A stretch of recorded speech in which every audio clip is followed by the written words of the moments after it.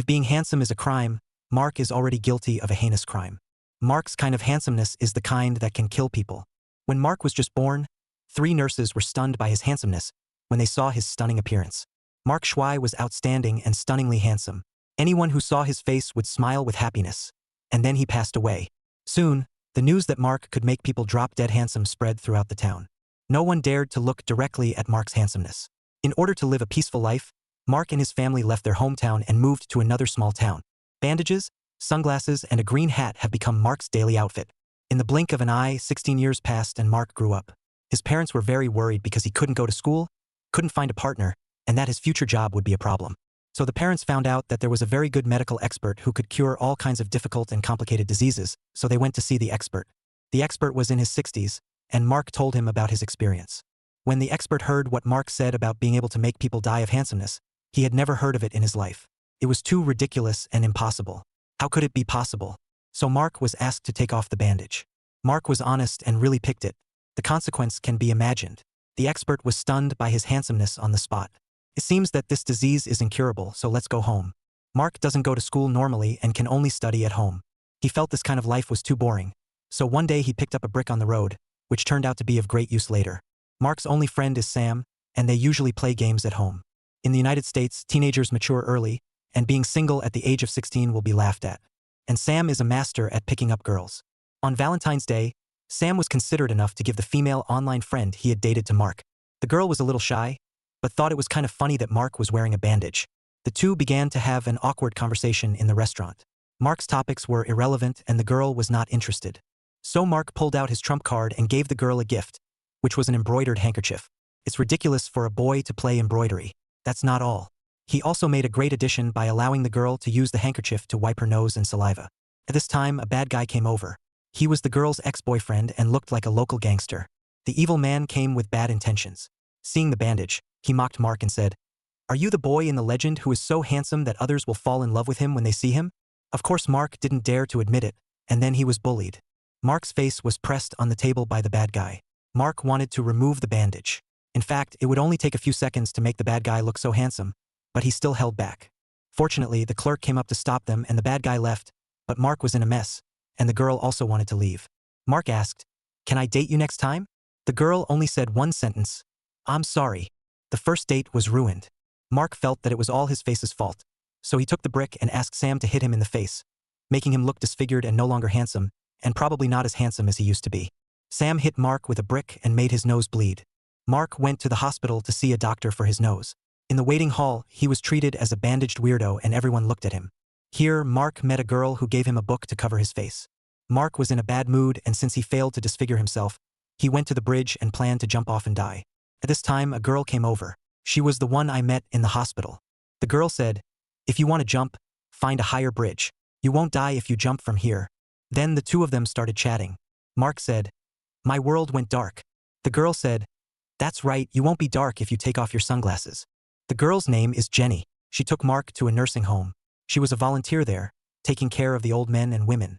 Jenny told Mark that although the old people were about to die, everyone cherished their lives and the most important thing was to stay strong and live on.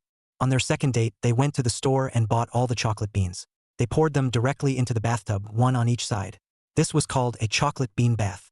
This is the first time the blogger has seen this, and the scene is very romantic. The two began to talk about their secrets. Mark said, "Don't look at me as a bandaged face. I can actually kill people with my handsomeness. I am the only man in the world who can get 3 kills right after birth." Only then did Jenny realize that the legendary handsome guy was actually right in front of her. Jenny also revealed the secret. She had a strange disease that made her unable to be happy or sad. Whenever her mood fluctuated, her heart would drastically enlarge and she was in danger of dying at any time. Both of them were sick, and they understood each other and sympathized with each other. Their relationship became even better, and they went to the movies together. The cinema is a good place for old drivers. The two of them started a fantasy competition, competing in drinking water while watching a movie. After watching, Mark took Jenny home. Sam called via video and Jenny greeted him directly. Sam was shocked. "Sure, lad. You found a girlfriend so quickly?" Sam asked Mark to be a practical man. Jenny took off Mark's sunglasses, and Mark's eyes were still very handsome. It was a beautiful day with a full moon, and the two were about to kiss when suddenly Mark's family came back. When his parents saw that their son had grown up and had a girlfriend, the mother went over to give him a hug and said, Daughter-in-law, you finally showed up. My son has been looking for you for so many years. Behind my parents, there is a little fat girl. She is an exchange student from South Korea. The main reason why we let the exchange student live in our home is that we want her to be Mark's girlfriend. Unexpectedly, Mark solved the problem of being a single guy by himself. The fat girl was also very unhappy because she lost her boyfriend. Mark and Sam took their girlfriends to the suburbs. Jenny's hand was scratched, so Mark tore off a section of the bandage on his face and bandaged it directly on Jenny. Jenny was a little excited that Mark had such a considerate skill, and her heart began to beat violently. At night, they were in the sheets. Jenny closed her eyes and Mark said, "I'm going to take off the bandage. Don't open your eyes, or you'll be killed by me right now." Mark covered Jenny's eyes with a bandage. Jenny used her hands to feel Mark's appearance. He was indeed very handsome, but it was a pity that she didn't dare to open her eyes to look. The night passed peacefully, and then they went to a nursing home. The old man who had talked to them last time was seriously ill and bedridden, dying and suffering terribly from illness. Jenny didn't want to see this scene and thought that the elderly should leave this world in happiness. So she asked Mark for help. Mark agreed and asked the old man, "Are you ready to leave happily?" The old man nodded, and Mark took off his bandages. The old man's face suddenly broke into a bright smile, and then he died. In the next few days, Jenny seemed to have disappeared and didn't answer the phone. Mark had no choice but to go to her house to find her, and it turned out that Jenny was even sicker. Jenny has feelings for Mark, and always thinks that his heart gets bigger when he gets excited. Jenny knew she was dying, so she and her boyfriend went to a masquerade ball. There was no need to wear a bandage for a masquerade ball. Mark was so excited to attend a ball with his girlfriend for the first time that he ran downstairs with a bare face. Fortunately, everyone covered their faces in time, and Mark almost got 3 kills in a row. Jenny was wearing a maid outfit and she gave Mark a dog head mask, which was very cool. The two danced happily at the party, but after a while, Jenny said she wanted to go to the bathroom. In fact, Jenny was upset and had a nosebleed. In the leisure area, Mark met Sam. Sam, as expected, had a new girlfriend. But small towns in the United States are so small, and this girlfriend is the bad guy's ex-girlfriend. The bad guy and 3 thugs stopped them. Sam rushed over but was stopped by the 3 thugs, and Mark was caught by the bad guy again. The evil man said, "You are very handsome. Can you kill people with your handsomeness?" The bad guy took off his mask, and the woman was in front of Mark. "Wow, this brother is so handsome." And then nothing happened. The girl died in happiness, and another one was so handsome. Then the police and ambulance arrived. As Mark was being taken away by the police, she saw the ambulance taking Jenny away as well. When they arrived at the police station, the police were afraid that Mark would be killed by his handsomeness. So they put a sack on Mark's head, took photos and recorded his statement. But Mark did not commit murder on his own initiative and was released on bail. Mark hurried to the hospital to see Jenny. Jenny was already in the intensive care unit and was bedridden. Mark discovered that Jenny's medicine was not for her heart, but for her stomach. It turned out that Jenny had lied to her. She didn't have a strange disease that caused her heart to become enlarged, but a congenital heart disease. When she was 4 years old, the doctor told her that she could only live to 16, but now she is 17 years old. Mark didn't blame her. Jenny felt that she had no regrets in the last moments of her life because she knew Mark. Jenny asked Mark to take off the bandage. She wanted to see what her beloved looked like and to leave this world happily. Mark was in great pain and of course did not agree. He wanted the person he loved to live. Mark went back crying, and then thought that it was all because of his handsome face.